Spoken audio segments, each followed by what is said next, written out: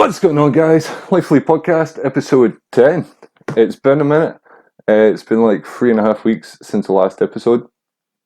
And I actually filmed an episode 10 like 2 weeks ago. And I just felt like I was watching it back in the edit. And I just felt like the energy was really low in it. I can't really explain it, but I don't know if I was having an off day or whatever, but it didn't. Something in the delivery. I mean, I was just rabbling shite. I can't even remember what the fuck I was talking about now. But yeah, it just felt kind of boring. I didn't want to put it out and bore you guys, because if you are giving me your time, then I want to make it worth it in some kind of way. So, episode 10. Yeah, I filmed that episode just before my birthday, which was like 25th of March, a couple of weeks back. And then I thought, right, I'll film an episode on my birthday. And then I just didn't. And then, I broke the glass on the camera on my phone, and now it won't focus, so I had to get another phone as well. And yeah, so I had my birthday. I'm now 33. Woo! And it gave me a lot of reflection and introspection, if that's an applicable word. Because like when I was 13, I started doing a lot of stuff, and I had like a lot of firsts. Like I got my first tattoo when I was 13, which is that one right down the forearm. I smoked weed for the first time when I was 13, got laid for the first time when I was 13. Like, I'd done a lot of kind of monumental stuff when I was 13, and now turning 33, that's 20 years on, and I was just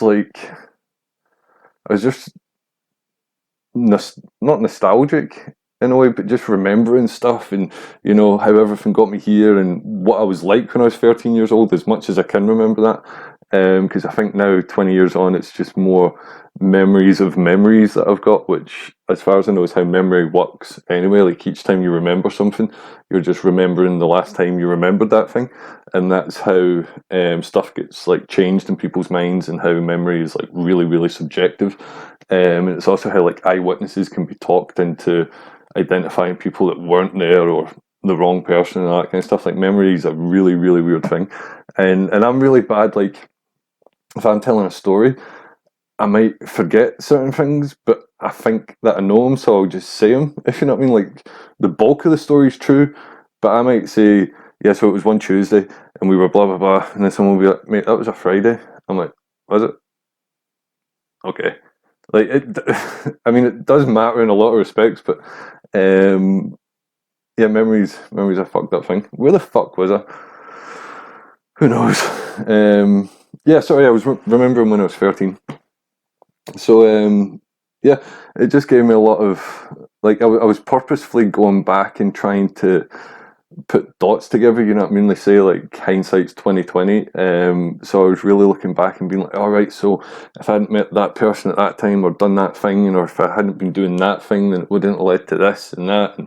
And it's just fun to look back and look at all the connections that take place to get you to right now in this moment. Watching my podcast, like, I don't know how you got here, but I know how I got here, and like, my story's pretty awesome. You know, a lot of fucking ups and downs and blah blah blah, and it brought me here. And if you're sitting watching this, you're now connected to my story as well, and everyone's connected to everyone's fucking story. And that's, I've joked about this before. Like, I've heard mainly from Kevin Bacon, like the 6 degrees of separation, and I've said, like, since the internet was provided, that statistic must have went down to like 2.1 degrees of separation or some shit. You know, like, someone's got someone on LinkedIn who they've then got on fucking Instagram, who they went to school. You know, it's crazy now just how connected we are, and how easy it is to reach out to almost anyone in the planet. You know what I mean? It's like, I shot a sketch earlier.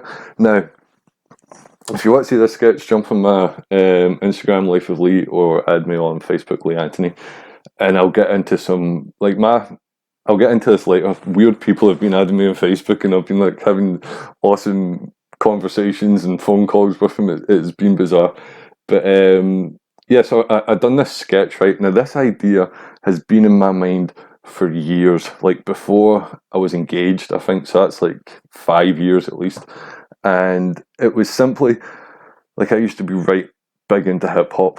It was like 90s, early 2000s hip hop, and then after that, I mean, there's still some bangers out there, but just think what it is. I'm talking like I was into that gangster hip hop, and I used to run around the whitest dude in the fucking neighborhood wearing bandanas and all that kind of shit. But yeah, no, still fire on the world fucking rap tune, and the classic that it is, Forgot About Dre. And I don't know if I've been listening to it or what had happened, but it was just in my mind. And then I don't know how that then jumped to me walking around the house singing it as if it was a swing song. Like, y'all know me, still the same OG, but I've been low key hated on by most of these. If you know the song, you know what word comes next. It's a big fucking N bomb. So if I was just walking around the house singing this myself, obviously fucking white boy rap over here, I'd be dropping them N bombs left, right, and centre. But it came to me that it would be so funny if you were singing that and then like singing "Forgot About Dre" as like a swing kind of song, and then you got to the M bomb and like you were kind of caught out. So I ended up like making it hated on by most of these nigga African Americans. You know, as if you just caught yourself and it was like a oh fucking. I thought this was funny, right? And this has been in my mind for years, and I've had a couple of thoughts over the years. I just spat. I'm sorry if you've seen that. It was a bit of a sloppy essay. Yeah, I've had a couple of thoughts over the years, like of making a sketch show, just like putting it on the internet, because I've had a few ideas for these little 30-minute sketches and just comedy kind of stuff. And I thought, right, this could be one of them, but then I would need to shoot loads of other fucking sketches and make it a thing. And I'm lazy, you know what I mean? For the stuff that I do get done, and how cool it is, and fucking, you know, how much I've lived my dreams and I've achieved this, that, and that. There's so much other shit that I just cannot be fucking doing, and it's little things like that, like shooting this thing. It took a couple of takes, and the one that I ended up using, it wasn't the best one, but I can't remember what was better in it. But oh yeah, sorry, it was just trying to get it to under a minute, for Instagram, and I done one and I loved the delivery on it, but it was like 103 and I just could not chop anything off it. I was like, I can't be fucked for it going to fucking continue watching on IGTV for it to be for like 3 seconds, and it might, if there's that disruption while it jumps over, it might fucking affect the payoff or some shit, I don't know. So I ended up going with one where the delivery wasn't as good, but no one knows what the delivery was meant to be like other than me, you know what I mean? So it doesn't really matter. But yeah, I thought this would fucking. I'll check it just now as I'm talking.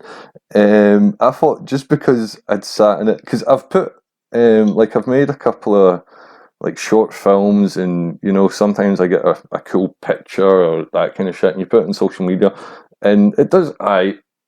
Yeah, I mean for me, I've never went viral on anything.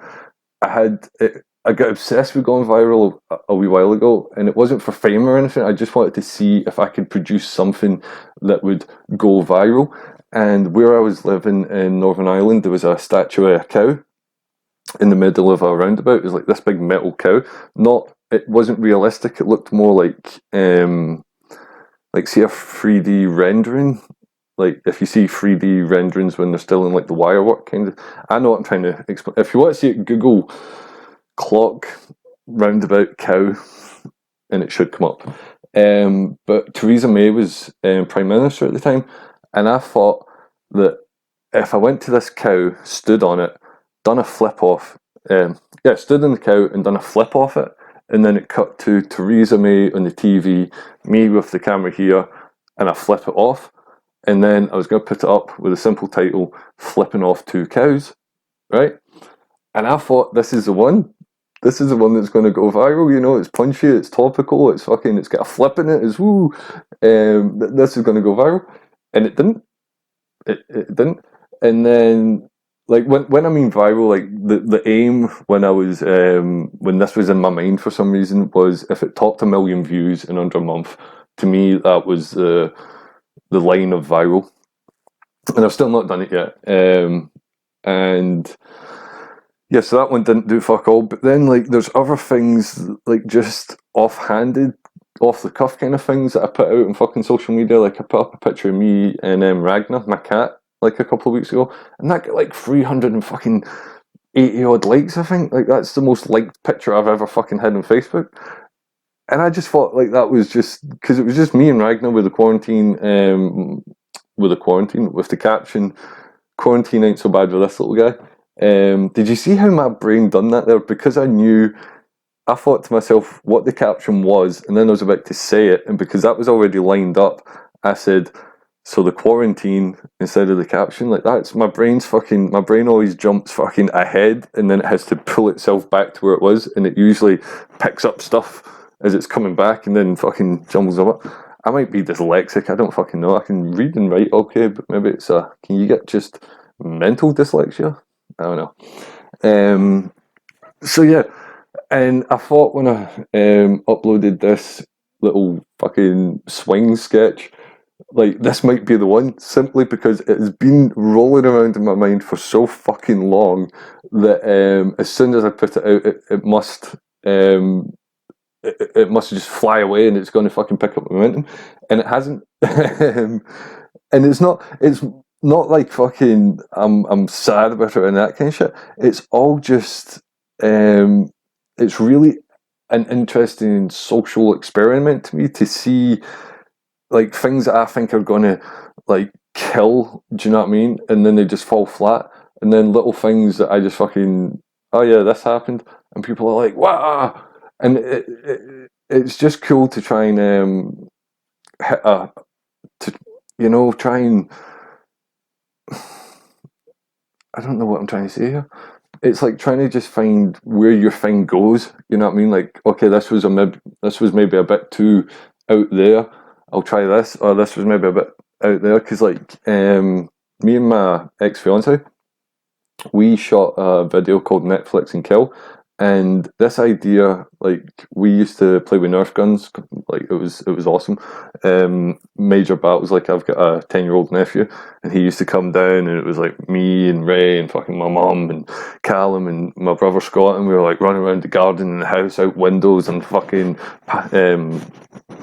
balcony. It's not a balcony. It's a fucking bit of concrete to shield you as you come in the steps.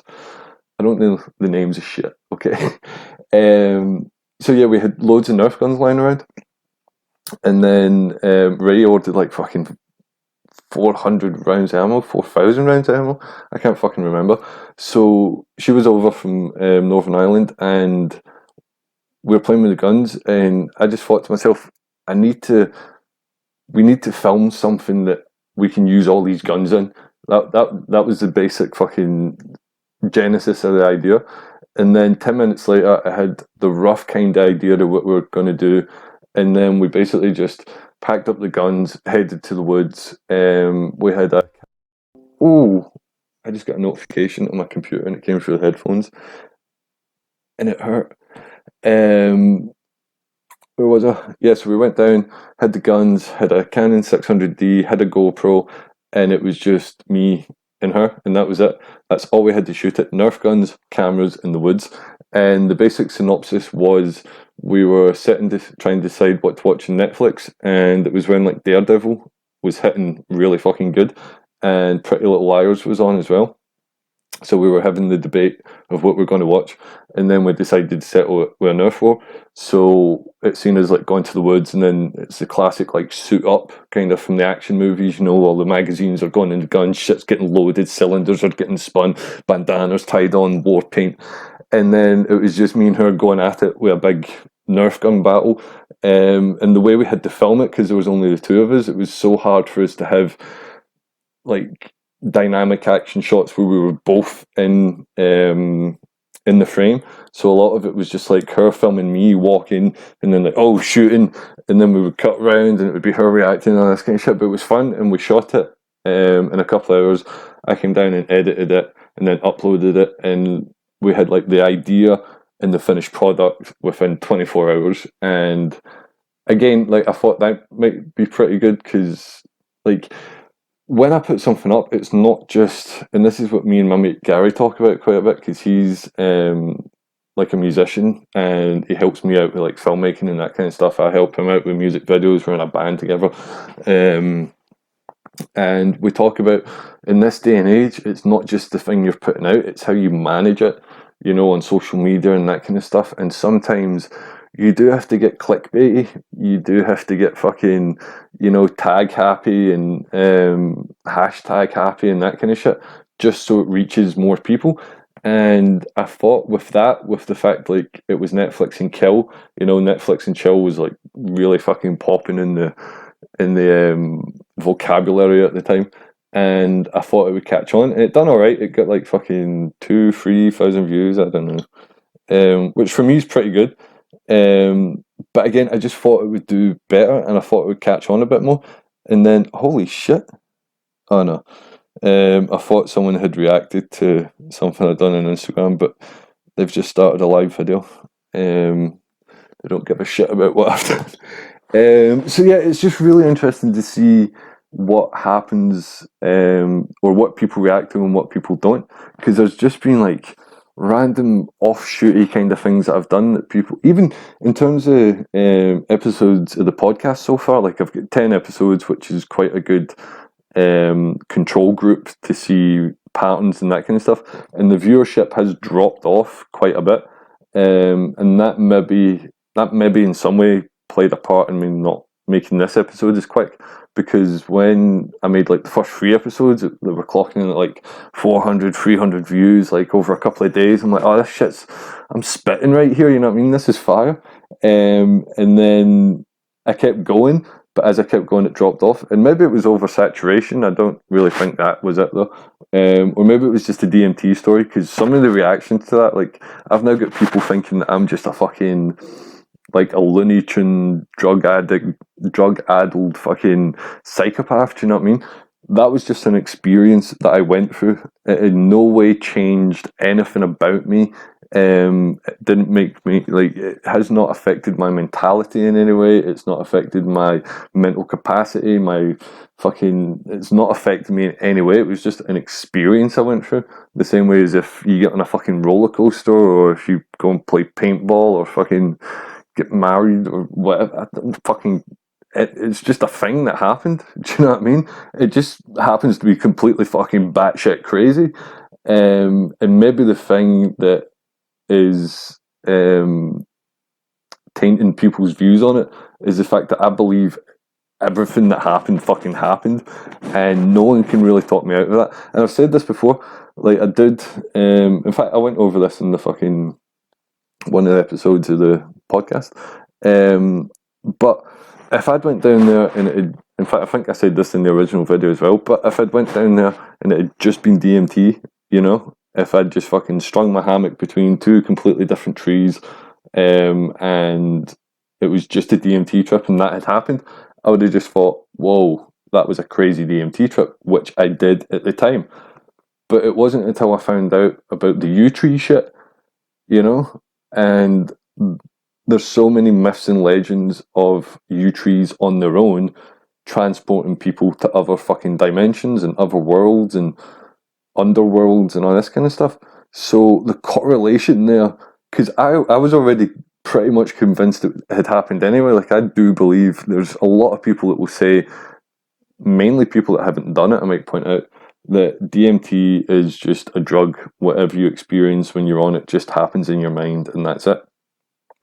But it doesn't account for the fact how so many people across time, across nations, across cultures, across the fucking planet, with completely different upbringings and, belief systems and religions, all have the same experiences and meet the same entities and see the same things and go to the same place.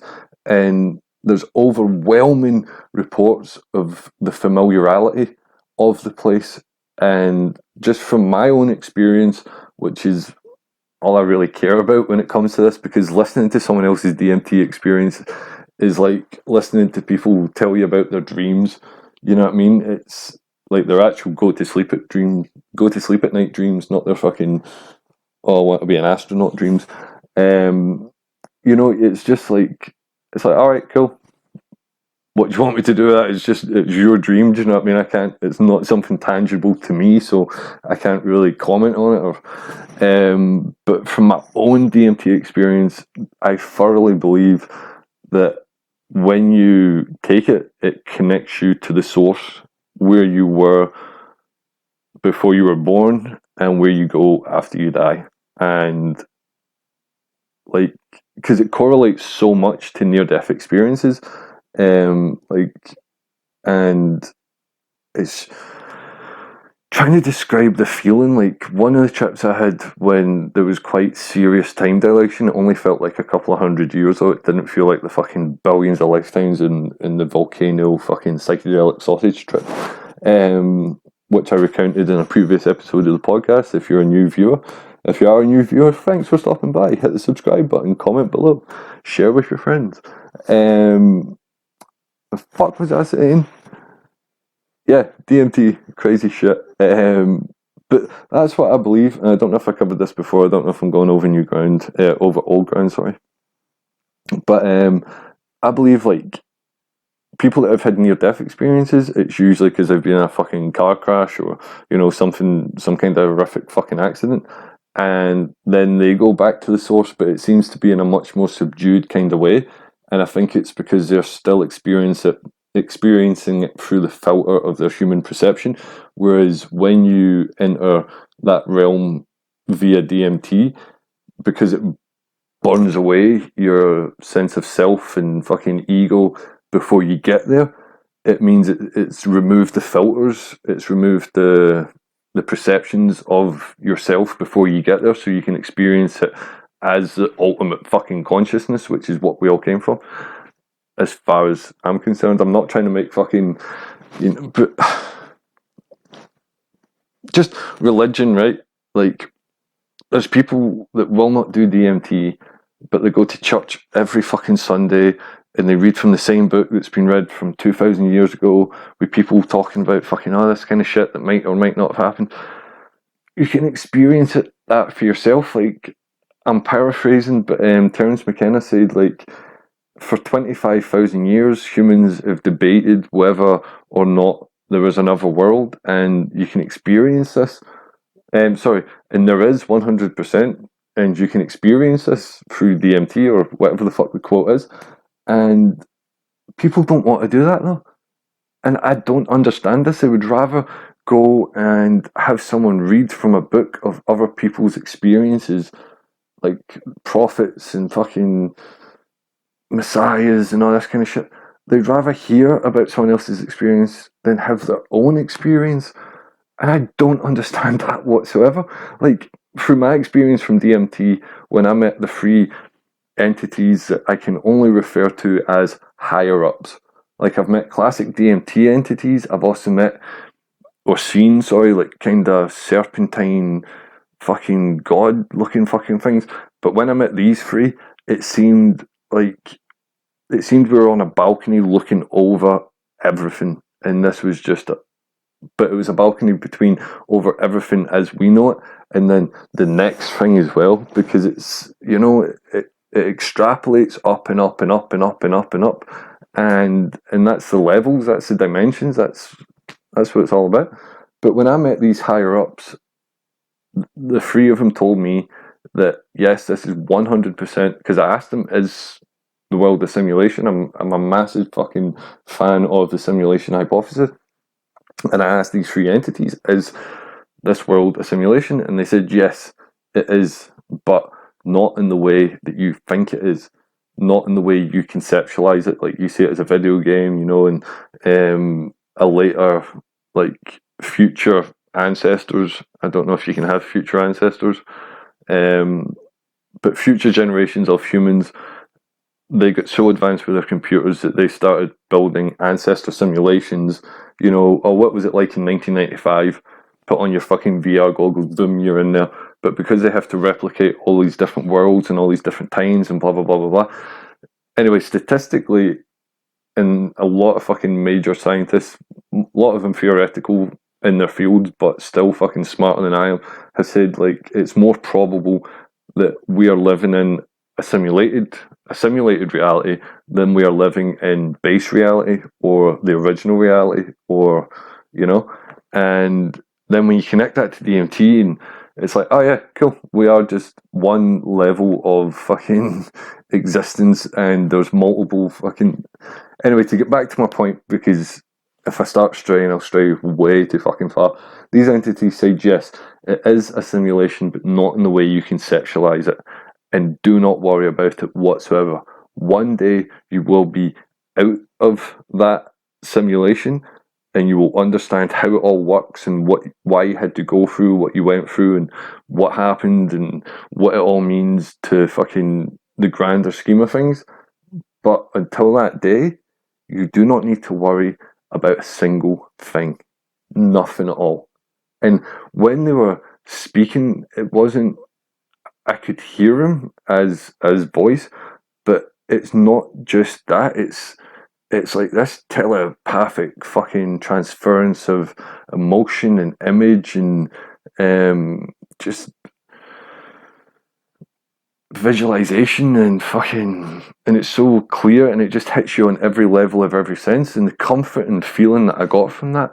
And don't get me wrong, I still get times where like anxiety picks up a little bit, but it's identifying why you're anxious, and if it's actually based on something that might go wrong, or if it's based on a throwover of you having the same kind of reaction to this thing before. You know what I mean? And again, it goes back to like the old sayings are the best, you know, like live in the moment. That really is the key. And there's a quote from Heroes. I watched like the first season, I thought it was brilliant, and then it just fell right the fuck off. But there was a quote, I don't even know if it's from season 1. I did watch it the rest of the way through, but it just wasn't what the fuck it was meant to be. See, having my phone here, it's distracting instead of using my phone to film. So yeah, the quote is, I used to have it on like my bio on Facebook or some shit. Was it Linderman? I don't know if that's the right name, but it's Linder. Is it Linderman? I'll call him Linderman. I hope I can get the quote right. The name might be different. This is what I was talking about earlier with fucking memory and shit. And that's why it's good to have a podcast. So it's a matter of record, you know. So yeah, Linderman says to Nathan Petrelli, who's running for like mayor or governor at the time, he says, there comes a time in every man's life where he must choose between a life of happiness or a life of meaning, or a life of purpose. I'll say a life of meaning. And Nathan Petrelli says, I'd like to think I have both, or I can have both. I can't remember. Line. And yeah, so Nathan Petrelli says, I'd like to think I have both. And Lindemann says, impossible. It can't be done. For a life of happiness, a man must live truly in the moment, no thought of what's gone before, and no thought of what lies ahead, but a life of meaning. For that, a man is condemned to wallow in the past and obsess over the future. I believe that's right. But I like that. I like the whole fucking quote. But yeah. So why is that any? That's the point I was getting to. Why is that any different from fucking dude saying, "Oh yeah, he went up in the burning bush, and then there was like Moses went and there was a burning bush, and then he went up and he met God, and God fucking gave him commandments, and then Moses fucking scribed them bitches out in stone, or God done it, or whatever the fuck, and then he came back down and told people, and they're still talking about that shit 2,000 years later. Oh fuck, he met God. He met I met God. I met 3 of them, and they told me it is a fucking simulation, and not to worry about a single thing. Just nothing really matters because it's all just fucking experience at the end of the day. Blah fucking blah. Why are people not fucking writing books about me? Do you know what I mean? I burned some bush, and then you know I was gone. I was in another fucking realm, and I met 3 gods.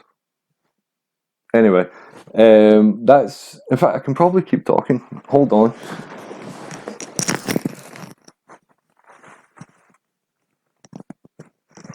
Yeah, I don't think I need to cut it there because this has got a bigger SD card in it. So I'll keep it running for like another 10 minutes. What the fuck do I have to say though? Maybe I should just cut it. Yeah, so I turned 33 and then I got a new job like a week later because the fucking acting game's dragged the fuck up. And I'm now working for a supermarket, night shift stacking shelves. So I'm not wanting any applause, for keeping like the country supplied, but I'm doing my bit. And so that's my 39th job. And if anyone's watching this from the place where I now work, sorry for lying on my CV. Because when you've had 39 jobs in, let's see, 13 years, in varying fucking fields and industries and blah, blah, blah, when you go to apply for your next job, you've got quite a lot of different experience, and some of it's relevant to that job, some's not. So you take the ones that are relevant and then you just kind of stretch the dates a wee bit, to cover up the fucking other multiple jobs and that kind of shit you had. So yeah, 39 jobs, and I've actually, I think, just got my 40th, which is working for a like parcel distribution centre.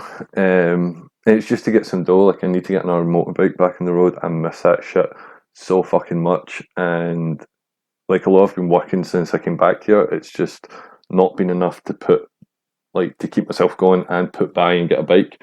But with the whole COVID thing in the two industries that I've just started working in, they're literally fucking throwing money at people right now to come in and work. And I'm quite a fit, healthy dude, and like I don't really get ill that much anyway. And I know people will be like, well, this is a virus, this can take anyone out, blah, blah, blah. And it's like, yeah, but there's a couple of different levels to getting ill. And I was going to write a post about this on Facebook because I feel more people should maybe consider stuff like this. But I wrote another post on Facebook, and I was going to write a post explaining that post, but I'll just fucking explain it here.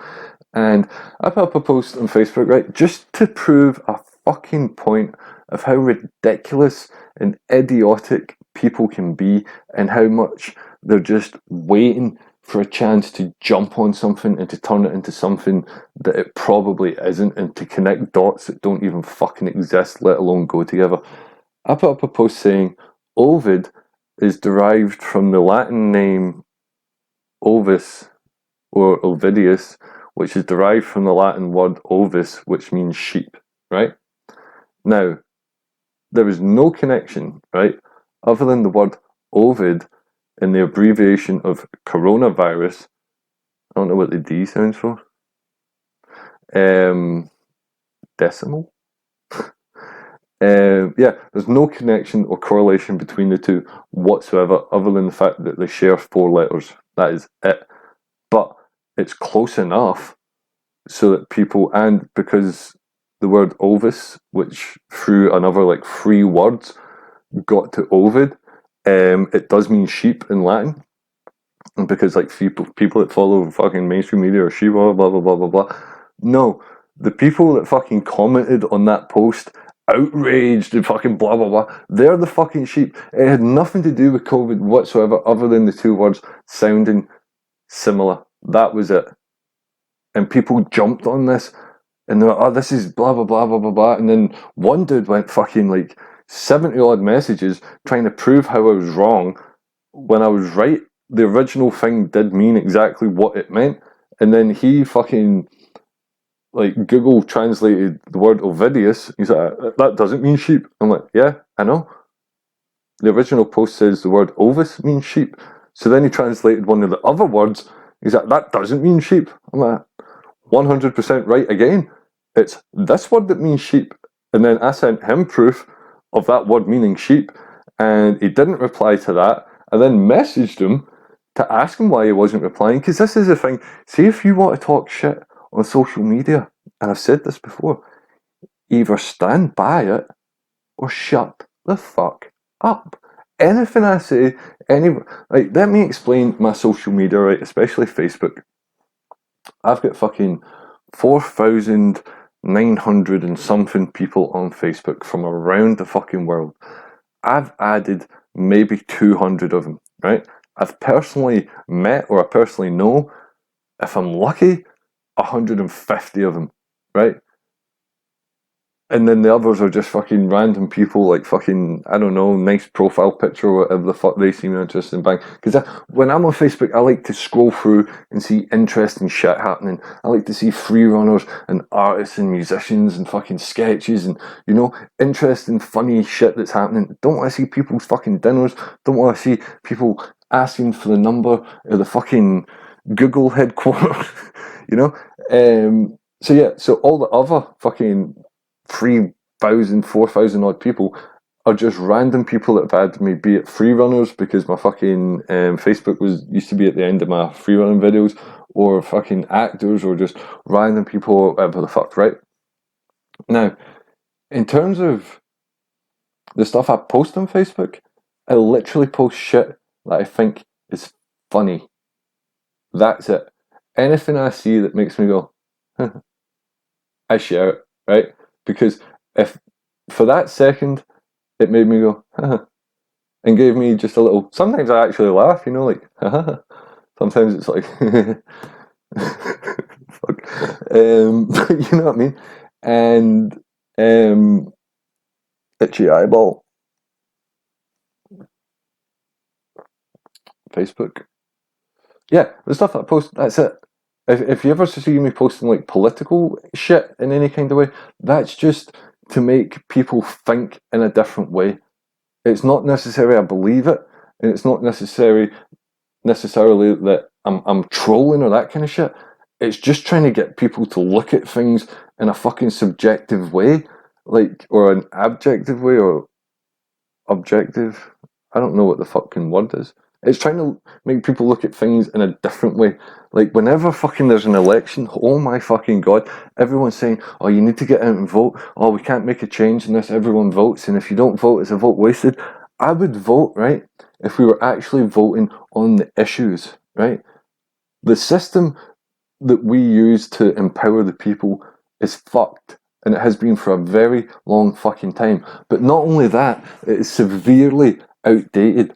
We are now at a point in humanity where we have the technology. If you think about it, right, our political parties, we vote to fucking put people into power so that those people can then vote and make decisions that affect our lives. Should we fund healthcare and keep people alive? No, let's cut that and fucking sell that off, blah, blah, blah. Should we end homelessness? No, that's going to cost like 30 million. Should we spend 500 billion on war? Sure. You know, all these fucking completely contradictive and radically stupid ideas that the government and the fucking people in power and our peers, you know, like the shit they fucking come up with and the shit they do, it's fucking outrageous. And all we get to do is vote on who gets to go in and join this fucking circus. Like, have you ever actually sat and watched a fucking debate? Like, they're all in their little fucking room and they're facing blah, blah, blah, and they just sit and fucking slag each other. Like, seriously, that is all it is. They stand up and they go, Mr. Speaker, and then they go, oh, you're a bunch of twats, and look, we're also twats, but we're doing it a different way, fuck yous. And then they stand up and go, oh, well, that wasn't a very good point. And that's it. It's just fucking hot air. Now, we do not need representatives anymore. I am sorry, we don't. If fucking 80% of the nation can throw on fucking X Factor on a Saturday night and vote on who they wants to win a fucking record contract, then we can vote as a people individually on any fucking issue that the government are bringing up. And that's how it should be. We vote people into power, right? Those people are there to implement the will of the people. Any issue that they would be voting on, that issue gets put out on fucking Twitter, on Instagram, on Facebook, or you make a fucking social media platform developed strictly for this, and then everyone's phone's connected to it. Like, it's free to fucking, it's a text vote, or you log in, it's free, it's ran by the state, whatever, probably paid for by the wages we're not paying MPs anymore. And then any issue that comes up, everyone has a chance to vote on it.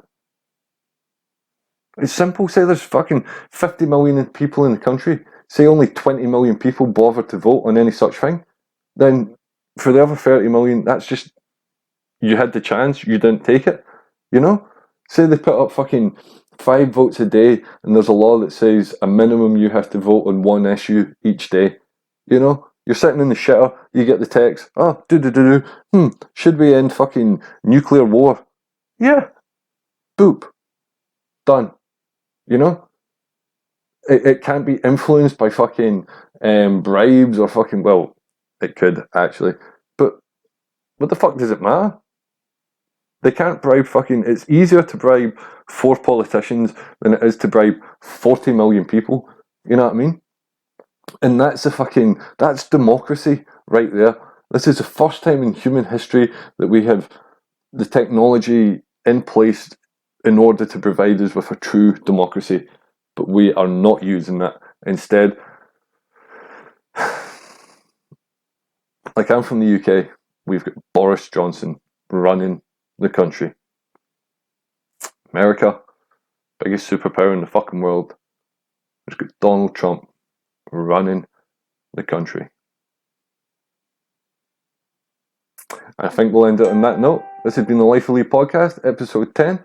Thanks for stopping by. I'll try and keep them more consistent, even if it's just like one a week or some shit. But yeah, it was good to be back. Quite fucking enjoyed that. Now I need to go and get showered and get ready for work, because I'm working from 11 to 7 in the morning. Just to keep the people with food in their belly, you know, keep the fucking toilet paper on the shelves.